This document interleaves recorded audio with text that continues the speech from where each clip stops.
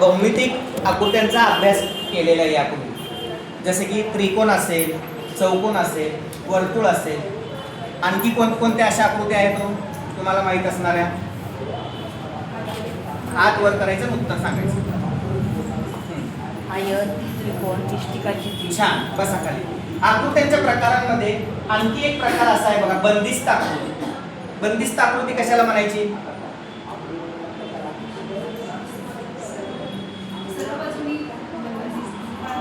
छान, म्हणजे अशी आकृती की जी पूर्णपणे बंदिस्त आहे किंवा ती बांधली गेलेली आहे, त्याला बंदिस्त आकृती म्हटलेली आहे. आणि बंदिस्त आकृतीचं आकृतीची आपण परिमिती काढत असतो हे आपल्याला माहिती आहे.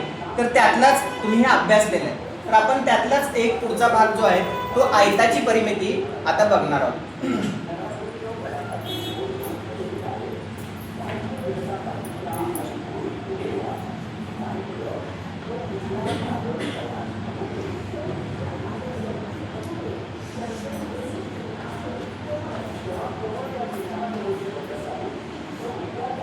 आयताची परिमिती बघत असताना आधी आपण एक आयत काढून घेऊया.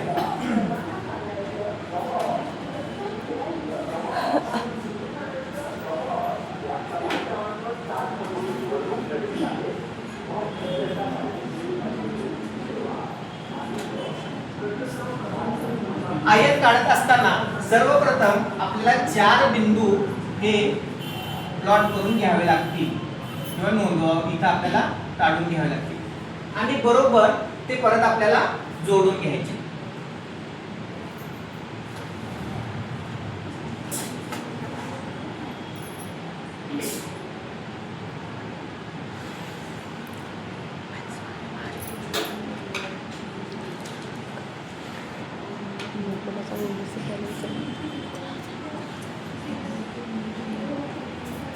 ह्या आयताला नाव देईन मी बघा, शिरोबिंदू ए, हा बी, सी, डी. आयताचा गुणधर्म आपल्याला माहिती आहे की आयताच्या समोरील बाजू ह्या समान असतात. अगदी बरोबर. म्हणून एडी समान आहे बीसी आणि एबी समान आहे बीसी. हे आपल्याला अभ्यास केले, आपल्याला माहिती आहे. पण आता आपल्याला आयताच्या परिमितीचं सूत्र विचारात घ्यायचंय. बघा मग,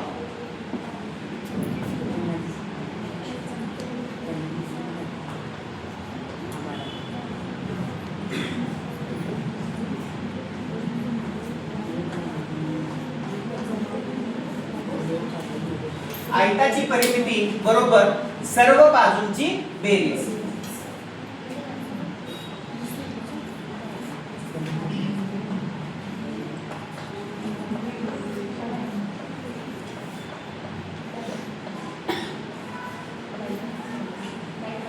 आता इथं लक्ष द्या सर्वजण, सर्व बाजूची बेरीज म्हणजे बाजू AB, बाजू BC, बाजू CD आणि बाजू AD.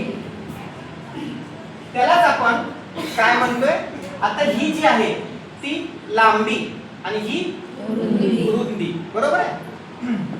म्हणजेच लांबी ही जी झाली लांबी, आता ही काय आहे? रुंदी. परत काय आहे? लांबी आणि शेवट काय आहे?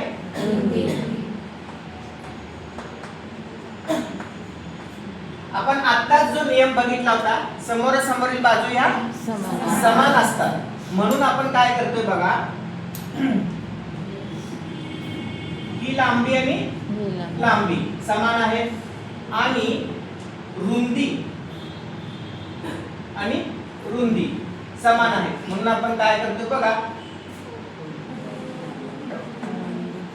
लांबी अधिक लांबी अधिक रुंदी अधिक रुंदी.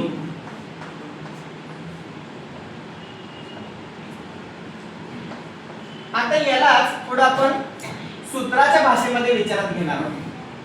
लांबी अधिक लांबी म्हणजे काय आहे हो? 2 गुणिले लांबी. झाले 5 अधिक 2 गुणिले रुंदी. आता याला आणखी आपल्याला काय सोपा फॉर्म मध्ये आणता येईल सरळ. 2 सामायिक काढले, लांबी अधिक रुंदी ही झाली आयताची